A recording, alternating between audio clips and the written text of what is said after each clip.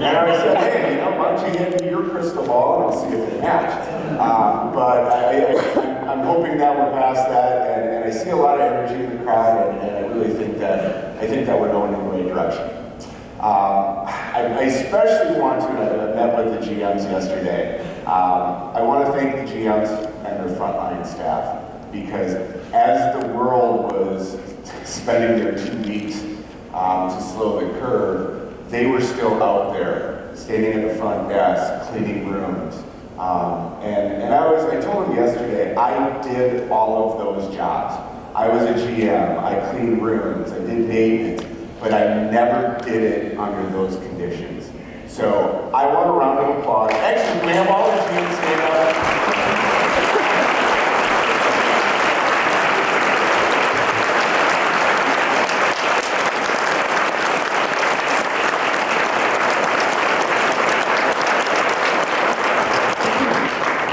So we gave the GMs a little gift. Did you guys get to use that last night? Yes. Yeah, everybody had a good time. You guys are big. Yes. Are they all here? I knew when I left them at Splitsville, they all looked like they were having a good time. So, which is part of this. So you guys all go have a good time. You still need to be here tomorrow morning at 8. During COVID, we shut down the office for a little bit as the whole world kind of did their thing. But we quickly realized that knowing that our frontline staff was out there and the GMs, we had our staff come back in. But the turning point on the COVID thing for me was watching everybody kind of hunker down. I know a lot of executives from other hotel brands, and some of them spend 12 months, 18 months out of the office, but yet their hotels that they franchised and supported, they were all out there working. So the turning point for me is I saw one, I'm not going to mention names, but I saw one hotel brand that did a virtual ribbon cutting. So the executives are all sitting in their office, safe and spaced, but the staff was at the hotel doing all the frontline work. And I called Jeremy and I just said, that's not going to be how we're going to do this. So we spent the summer, I don't know how many stops we made, about 7? We went to all the hotels that had opened during COVID and did the grand openings. Now, we were responsible for it. A lot of places brought food trucks, everything was outside. But we wanted to get out there to see as many of the staff as we could and thank them for doing the job. It was great. Now, COVID was still going on, but we had a lot of cobblestone mats out there and put a lot of miles on the food truck, but we really wanted to go out and see what everybody was doing. So we had a blast doing that. Yeah, but I'm going to steal your thunder, but how many hotels did we open last year? Not enough. Not enough. All right.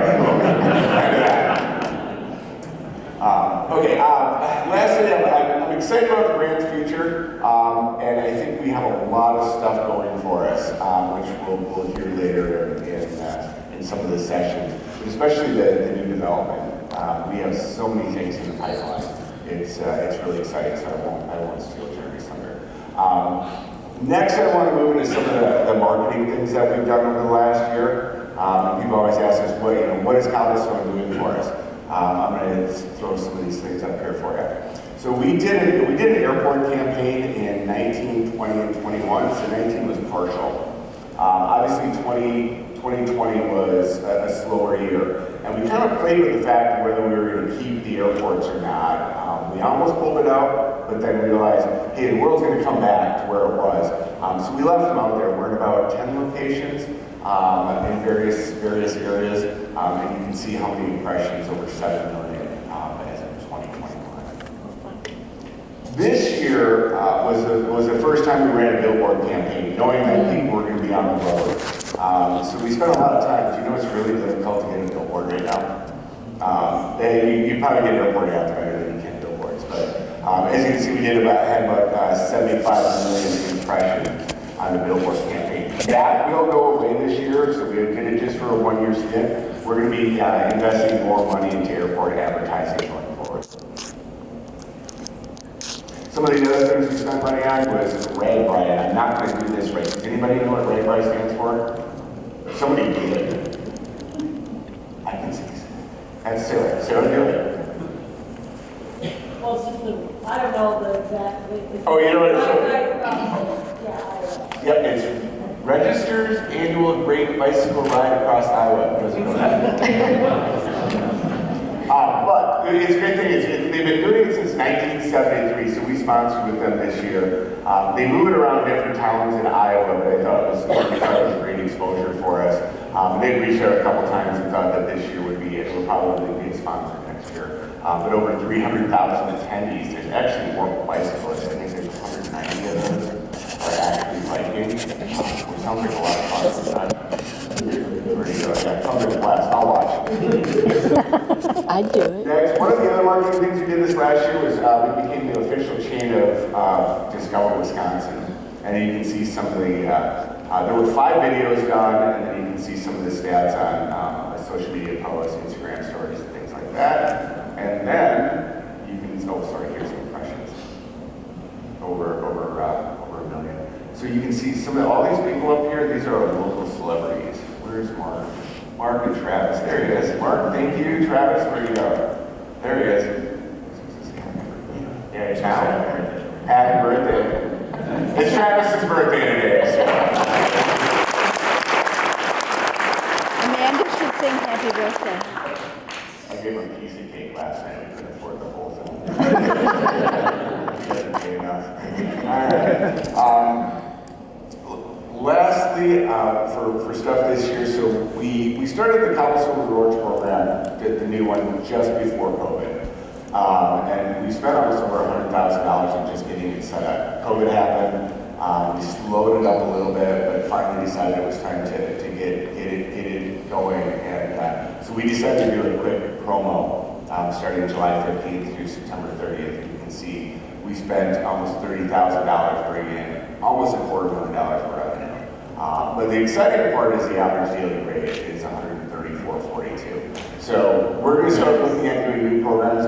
No cost to the franchisees on this. This was all investment out of Cobblestone marketing dollars. So I hope that's good news. I think we think we can do at least close to $1 million in revenue next year with some of the promotions. So we met with the franchise advisory board this morning and have some ideas that we're going to kick around and hopefully launch some new stuff. So that's what we did. That's what we did this last year. 2022. Really excited. More airport locations, more rewards, promotions. But this is our favorite. Hi, I'm John McGivern. If you're from Wisconsin, you may have seen my old TV show, Around the Corner with John McGivern. I am so excited that we are making a bigger and better show. John McGivern's Main Streets. In season 1, we're showcasing great communities in not just Wisconsin, but in Minnesota, Iowa, Illinois, Indiana, and Michigan as well.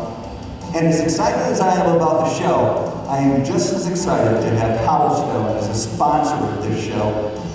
The Cobblestone motto of big city quality, small town values is something we can relate to in John McGivern's Main Streets. We are producing the highest quality show that celebrates great small towns.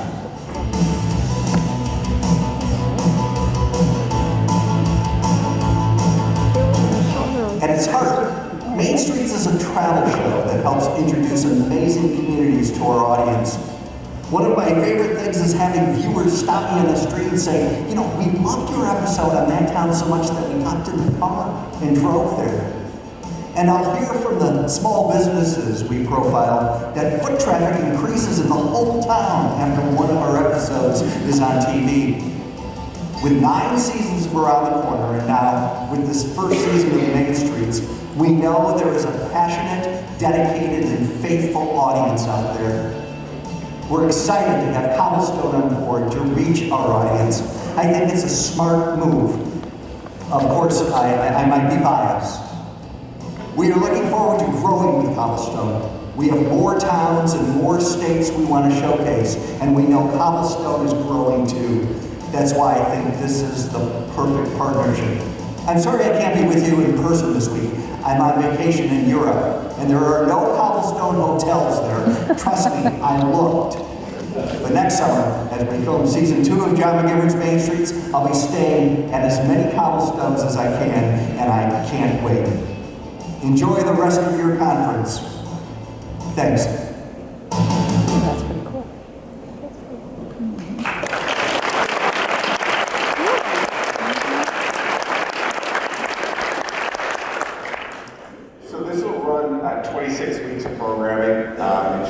just over $7 million impressions. This will air on TV most Sunday mornings in various networks. So we're really excited about that. This, I don't know. I know he used to be a Wisconsin thing. Obviously, this is moving out to other places. But those of you from Wisconsin, how many of you have watched this show? There's some of you, right? Yeah. Really excited. He does a great job. Obviously, he was on PBS and back in the day. I think this will be really exciting and for the brand. So it's covering 6 states, but it is representing the whole brand. So next, I'm going to hand it over to Jeremy here, and he's going to tell us what exciting things are happening with development side. Sorry. So every year, about 6 to 9 months before this conference, basically we get through the conference. Josie and her team do a great job. The work they put into putting this together is phenomenal. I don't even understand half of it, so I'll truly admit that. He doesn't Too many. But anyhow, the work they put into this is great. And we all get like a break a month or so after the conference, and I think Josie and her team kind of re-energizes. And then right away she starts hitting Brian and I on planning for the next conference. Well, if you guys know Brian and I, we're pretty good planners, and we work better under pressure. So it's always interesting. And this year especially, 6, 7 months ago when Josie wanted to start sitting down and talk about what are the things we're going to do at the conference, what topics are we going to cover, what are we going to talk about, and then development, the pipeline and going through everything. And to be honest with you, I kind of sat there because it's all we've heard the last year with that C thing is, negativity. And so it's like, well, let's sit down and start putting pen to paper and start making a list of what we opened in 20, what signed in 20, what started, and going forward. And as we started putting it putting it on a slide, it's like, we actually had a pretty darn good year in 2020 from a development standpoint. Had a little bit of lull in some signings, which you'll see, but still had some great new signings last year. And then it's really kicked in this year. I think a lot of stuff just kind of sat there and the hoses burst, and development-wise we're taking off. So we're very excited about the future here. We did a trip a week ago where we had 5 barrel breakings, 2 in Colorado, 2 in Wisconsin, and 1 in Wyoming. We're probably going to have at least 1 more of those trips this year where we're going to have about 5 barrel breakings within a week or 2 of each other in some great new states. So with that, Yesterday, we just signed in Washington. 2 days ago. 2 days ago. We signed with Lincoln, Washington. He keeps trying to steal my Sorry, Yeah, you're like I that. saw Take it off. Well, I can be sitting up there. Anyhow, the 2020 franchise signings, Trent, Missouri, Platteville, Wisconsin, Morgan, Utah, Newport, Arkansas, Little Chute, Wisconsin, Superior, Wisconsin, International Falls, Minnesota, and Waukon, Iowa. Waukon is a border conversion. But had a pretty darn good year at the end of the day. Going back to Brian's question earlier, that's 8 new franchise signings in 20, and all those are open but 1 location. That's right now, I believe, correct, International Falls is still under construction. Platteville are still under construction. So, but a lot of great stuff on Superior, 3 things still under construction. So to keep us through. So it was a pretty darn good year for the size of our brand to have 8 new signings. And statistically, percentage-wise, I put that up against the big brands anytime. The openings we had in 2020, because 2019 was such a great year that we had going to Brooklyn, Wisconsin, Lorain, Ohio, Andrews, Texas, Urbana, Ohio, Austin, Minnesota, Holdridge, Nebraska, Two Rivers, Wisconsin, Forest City, Iowa, Waukon, Iowa, Brookville, Indiana, Cozad, Nebraska, Trenton, Missouri, Newport, Arkansas, Ladysmith, Wisconsin, and Morgan, Utah. So it was a very busy year from a management, the WHG side, and from a brand side, the Cobblestone side, getting everything done last year and those openings. So great job to all the teams involved and all the people involved. Now on to the current exciting stuff. 2021 signings so far, Lamar, Colorado, Fremont, Wisconsin, Springfield, Colorado, Cullman, Alabama, De Pere, Wisconsin, Wickenburg, Arizona, Upton, Wyoming, and Linden, Washington. So again, that list, we've got 8 signings so far this year, and I'm pretty confident they're going to have at least 5 or 6 more that will happen this year. So from that standpoint, Brian kind of touched on it earlier, small town America is alive and doing well. I think things are going forward. And, this is what's that thing they always talk about, the new normal? Oh, I thought they were talking about you. Yeah. Well, thank you guys for realizing that. But anyhow, if this is the new normal for us from a deal standpoint, I'll take it.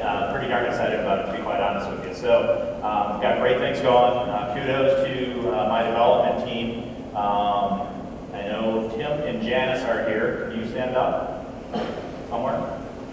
Saj, can you stand up? You were over here somewhere. Anna Jakubik is not here. She's on baby watch, so she's back at the office. She wanted us to put the slide on the internet. I'm like, no, people will be, criticizing me or critiquing or whatever that word is the whole time. So, but thanks to you guys. Again, just like everybody else in our company, you guys got out. We're traveling right away, and there was a lot of challenges to traveling and trying to do development last year. Some communities were gung-ho to see us come May, June timeframe when I said, let's start traveling, guys. Other communities weren't so receptive. But for the most part, I think, our investors are a pretty aggressive group of people who didn't get where they've gotten in this world by sitting on their hands and watching the world pass them by. So after being stuck in their houses for a month or two, they were ready to go. Let's just figure out what we're going to do and keep pushing forward. So thanks to all of our investors, to our teams on the Brymark side, on the Cobblestone side, and on the WHG side. We've had a decent amount of work here the last year or so, and we've got all kinds of great work coming up here in the next year and a half. So thanks everybody for that.